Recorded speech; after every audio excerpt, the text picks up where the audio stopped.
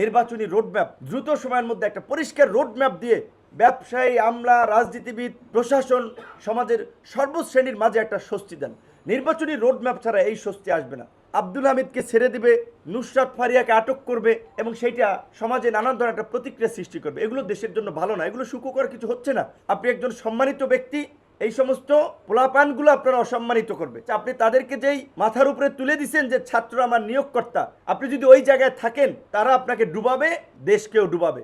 আমরা এখন বলছি নির্বাচিত সরকারও এই তথাকথিত মানবিক করিডোরের নামে খাল কেটে কুমির আনার সিদ্ধান্ত নিতে পারবে না। চট্টগ্রামের একমাত্র বাংলাদেশের কৌশলগত বন্দরকে বিদেশিদের হাতে তুলে দেওয়া যাবে না।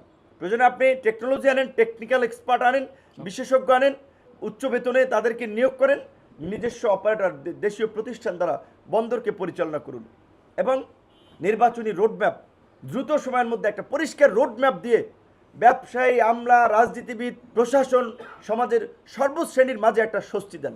নির্বাচনী রোডম্যাপ ছাড়া এই স্বস্তি আসবে না।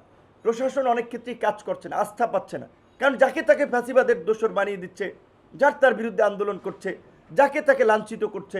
সেদিন মধ্যরাতে দেখেছেন এই কতিপয় ছাত্র নেতা, তারা এখন বৈষম্য বিরোধী নেতা, বিশাল বিপ্লবী, কিন্তু আগে করেছে ছাত্রলীগ।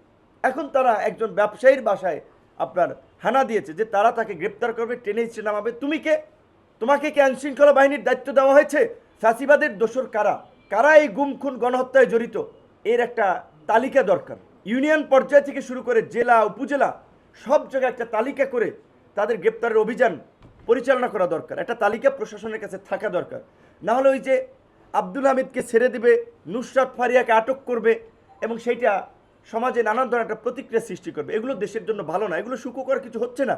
আমরা খুব উদ্বিগ্ন হচ্ছে এই কারণে যে আমরা এত স্যাক্রিফাইস করে, লড়াই সংগ্রাম করে এই পট পরিবর্তন করলাম, কিন্তু আমরা এখন দেখতে পাচ্ছি কতিপয় ব্যক্তির জন্য, কিছু মানুষের ক্ষমতার লোভের কারণে আরেকটা নৈরাজ্য দেশে তৈরি হতে যাচ্ছে। সেই কারণে আমরা প্রধান উপদেষ্টাকে বলবো, এই নৈরাজ্য থেকে দেশকে আপনি রক্ষা করুন। আপনি একজন সম্মানিত ব্যক্তি, এই সমস্ত পোলাপানগুলো আপনারা অসম্মানিত করবে, আপনাকে অসম্মানের দিকে নিয়ে যাচ্ছে। আপনি তাদেরকে যেই মাথার উপরে তুলে দিচ্ছেন যে ছাত্র আমার নিয়োগকর্তা, আপনি যদি ওই জায়গায় থাকেন তারা আপনাকে ডুবাবে, দেশকেও ডুবাবে। কিন্তু আমরা সেটা হতে দিব না।